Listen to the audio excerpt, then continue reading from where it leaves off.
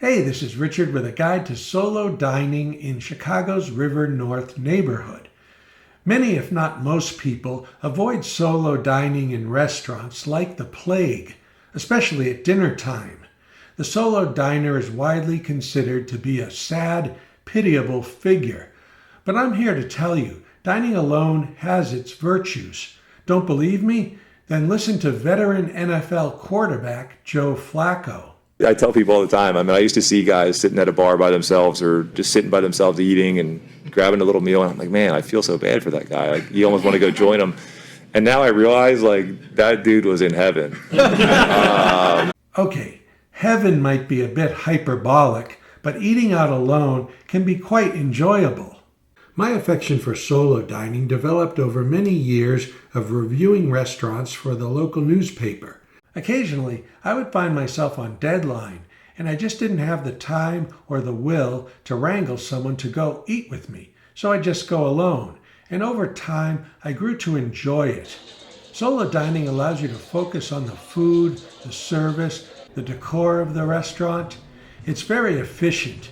You can get a couple of dishes, a drink or two, and be out of there in under an hour. And in my experience, you tend to get better service as a soloist. Plus, there's no awkwardness over how you're going to split the check. If you decide to go it alone, here are some tips. Go early in the dinner hour and sit at the bar if possible.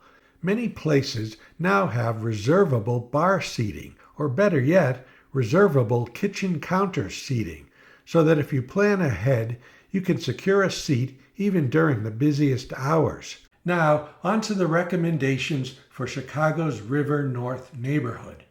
Like the name indicates, River North is the area of the city just north of the Chicago River. It's bounded by Michigan Avenue to the east and Chicago Avenue to the north. In its compact grid of streets, you'll find Michelin star restaurants and James Beard award-winning chefs operating alongside familiar national chains. For this tour, I'm going to start at the southeast corner of River North, in front of the Wrigley Building on Michigan Avenue, and work up from there. The first stop is the acclaimed Purple Pig restaurant on Michigan, just a stone's throw north of the Wrigley Building. A fixture on Michelin's Bib Gourmand list, which is awarded to select restaurants for serving high-quality food at reasonable prices, the Purple Pig opened in 2009 and moved to a new location across the alley from the old place in 2019. Its old location was a tough one for solo diners, as it was generally packed and raucous. The new location is much more hospitable for a solo diner, with better lighting and a longer bar. You can book a table for one online or try your luck at the bar. It's a little tricky to find as it's set at the back of the lobby of an office building. I booked a table online for dinner at 6.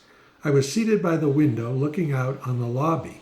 As you might expect from the name, pork dishes predominate at the Purple Pig. Of those, the pork belly is my favorite. It's served as a couple of thick round slabs, almost like burger patties. There is some fat in it, but it's easy to separate out the tender meat. It's served under a pile of greens with ginger glaze and pickled carrots for a mix of heat, sweetness, and tang. I recommend pairing it with the very popular salt-roasted beets. Sliced purple beets interlaced with goat cheese and pistachio butter. Beet salads are ubiquitous on restaurant menus, but the one at the Purple Pig is the best. It's earthy, sweet, and tart, with some crunch from the crumbled pistachios spread on top. There are affordable options on the 35-page wine and spirits list. With the pork belly, I'd recommend the Grenache, a fruity red with lots of acidity.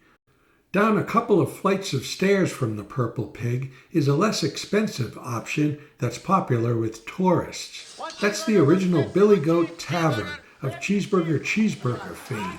A cheeseburger and a beer will set you back about $10. The food's okay, but it's the setting on Hubbard where it dips under Michigan Ave that's truly memorable. It's a film noir set come to life that's unlike any other streetscape in the country. A few blocks west of the Purple Pig and the Billy Goat Tavern sits a cluster of good solo dining options on North Clark Street between Kinsey and Grand Avenue.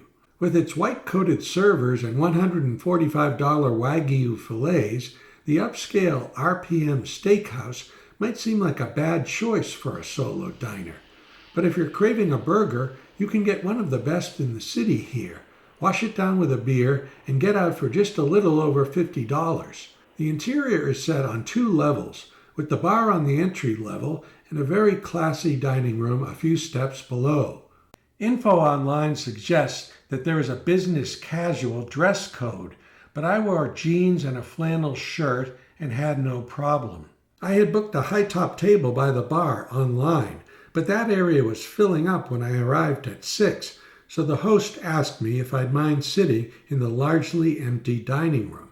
I said okay and was escorted to a large, semicircular banquette.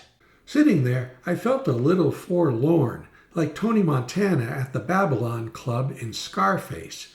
But the server was welcoming and the food came out quickly.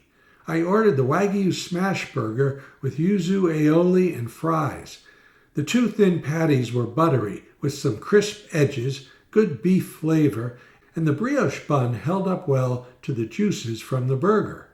It paired nicely with a glass of Saison, a Belgian-style ale with lots of carbonation and a little bitterness to cut the richness of the burger.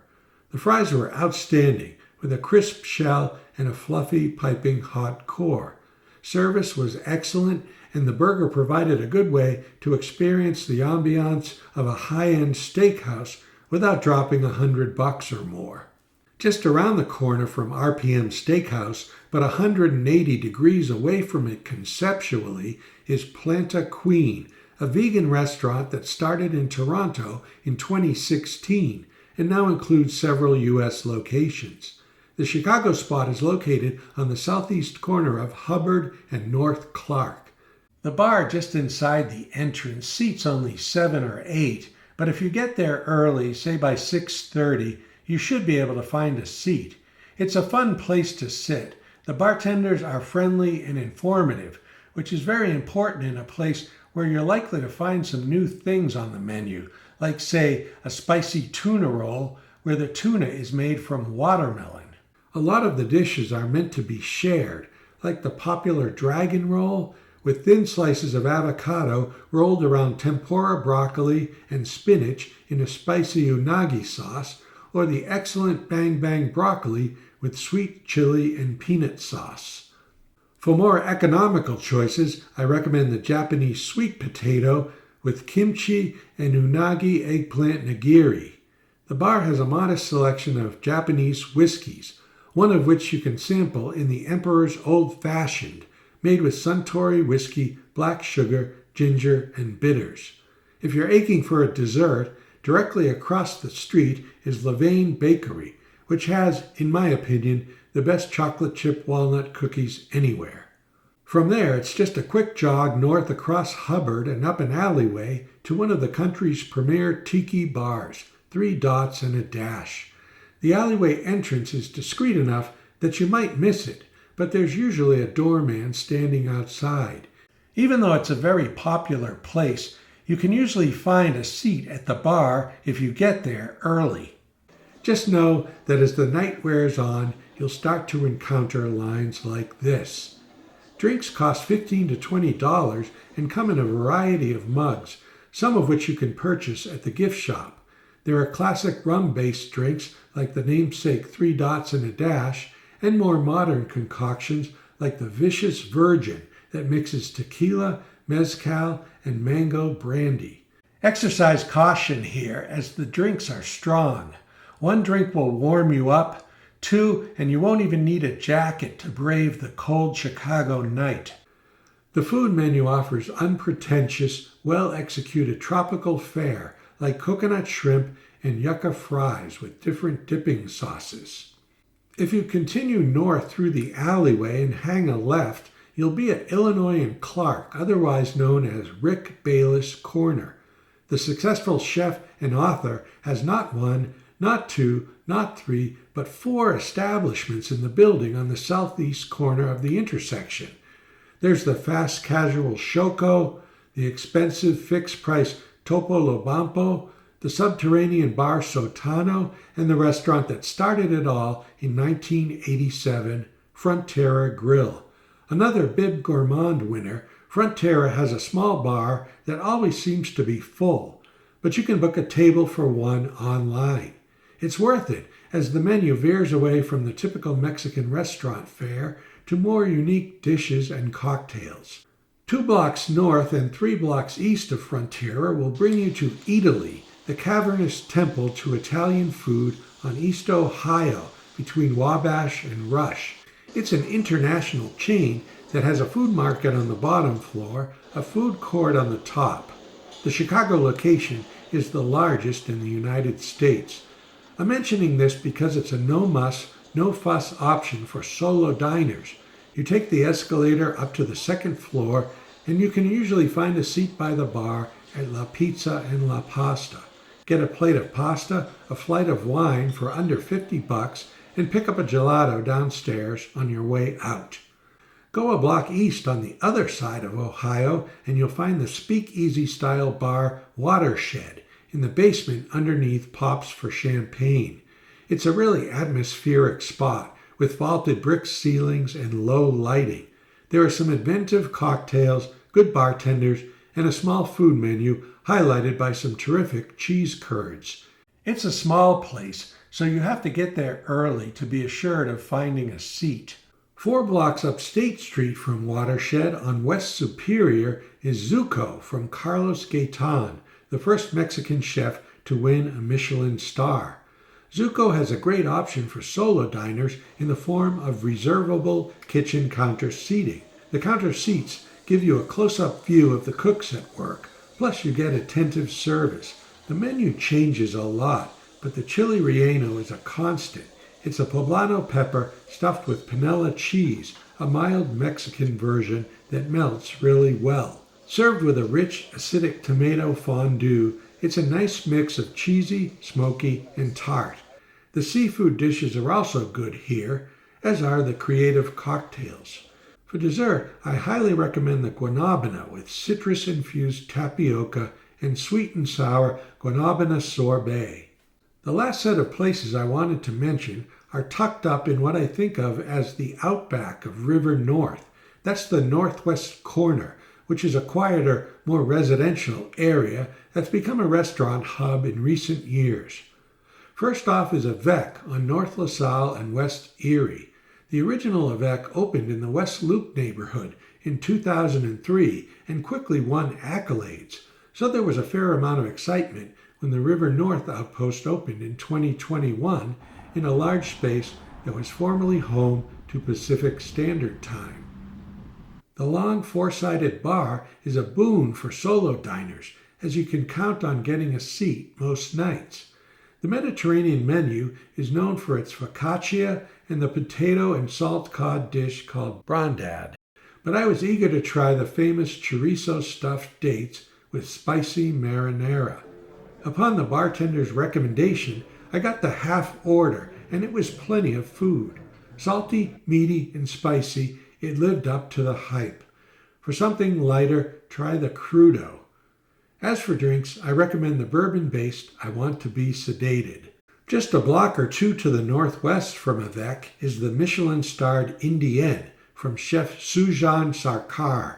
The restaurant serves up an expensive tasting menu, but for solo diners, the better option is the compelling bar menu. I showed up at 5:30 on a Wednesday night to find the long bar empty, and it was still relatively uncrowded when I left around 6:30. Items on the food and drinks menu have simple names. For instance, the avocado consists of thinly sliced avocado over roasted ponk, a snack made from roasted sorghum grains, and tamarind and green apple. It was an outstanding presentation and a compelling mix of textures and flavors.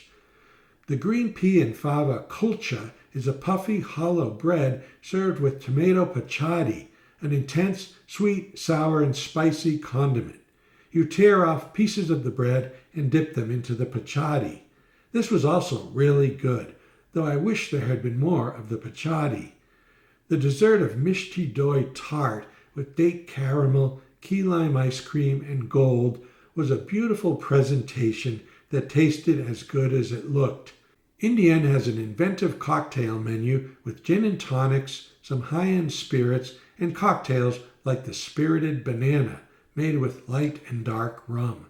There's also an intriguing selection of mocktails.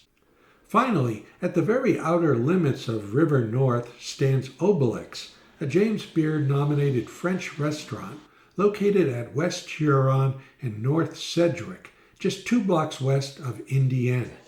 I booked a table for dinner at 5. This was the one place where I felt most conspicuous as a solo diner. It's small and it filled up quickly, and I started to feel a little guilty about taking up a whole table. The Obelix bar is also compact, so getting a seat there is challenging.